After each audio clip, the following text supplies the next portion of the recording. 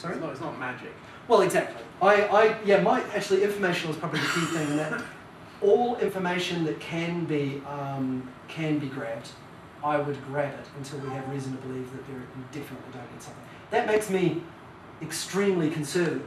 But then I'd be aiming for the big penny, which is uploads. If you're just trying to create something, an AI, that does a good job of apparently being human, they might actually, along the way, actually be just like a human mentally. I think you could get away with modelling a hell of a lot less.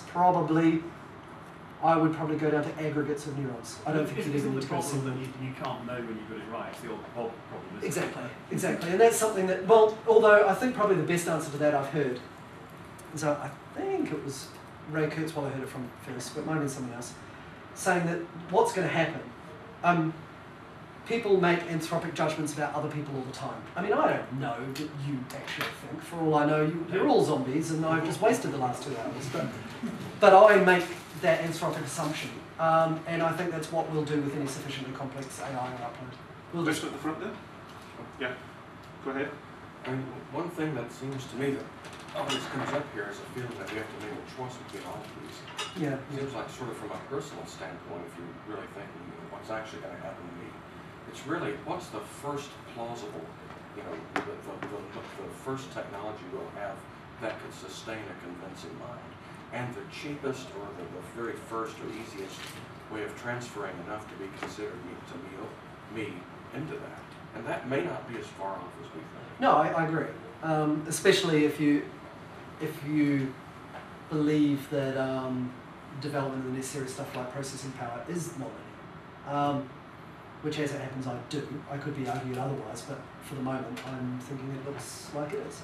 I think in the real world, that's exactly what's going to happen.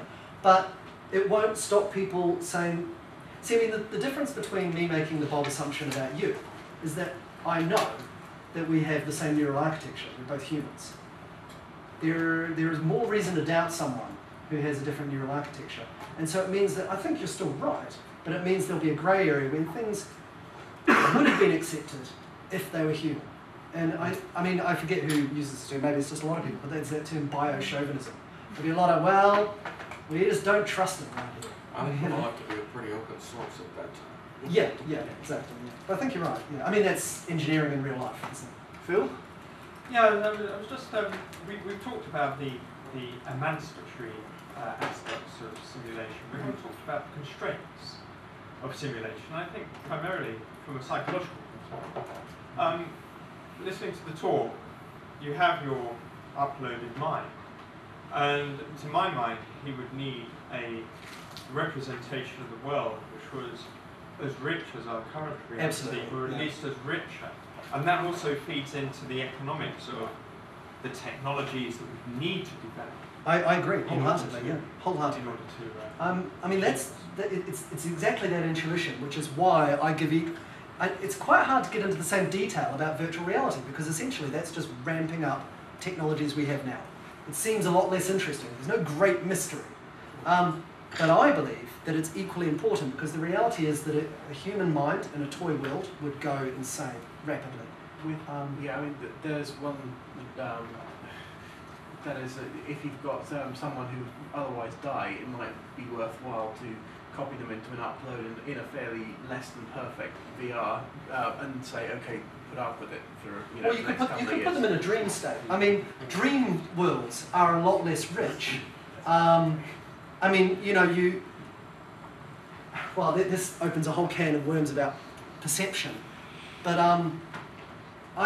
intuition tells me that if you trick their brain into thinking it was a dream, you could probably get away with a more simplistic world. But that's just... Or just tell them to suck it up for a couple of decades until they've... or just just we've got the tech. That's a little bit... It sounds a little bit like me saying, you're off to a gulag, but after that you'll be in a 5-star hotel, suck it up for 30 years. It's actually yeah.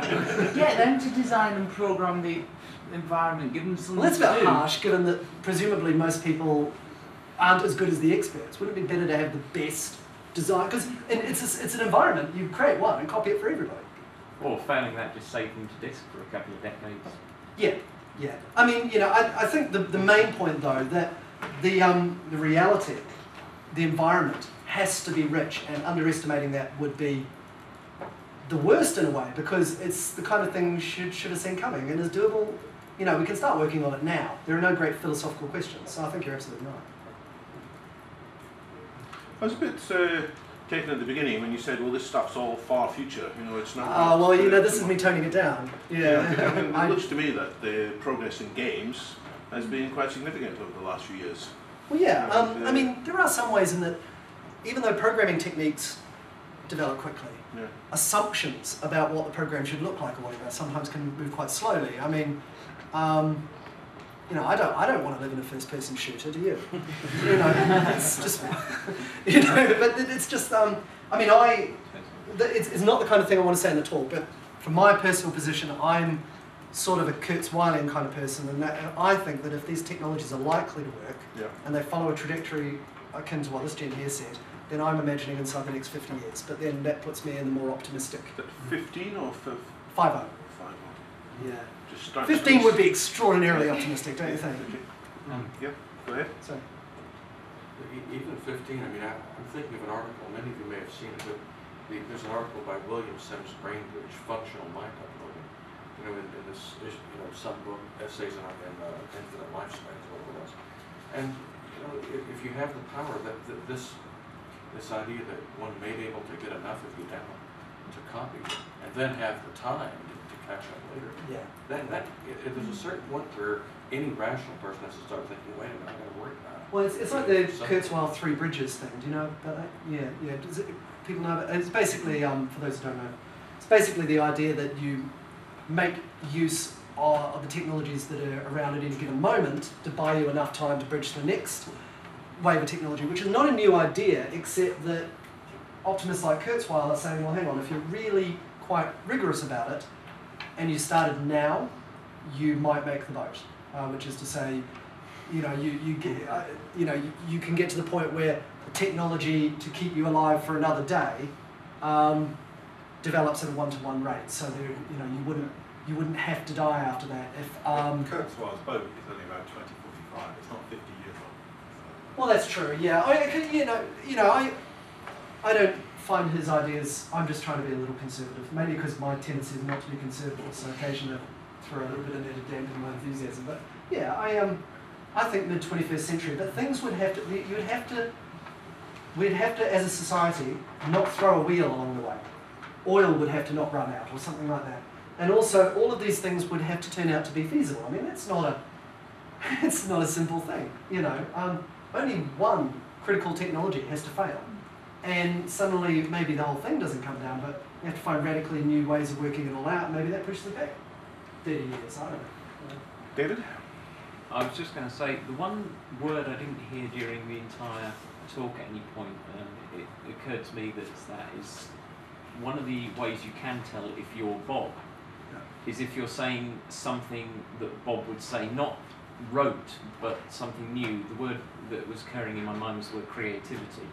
When uploads start saying, hey, I've just had an idea spontaneously. I disagree. I think your test is too liberal. And that I imagine I have a bunch of neural networks that just watch you every day, okay?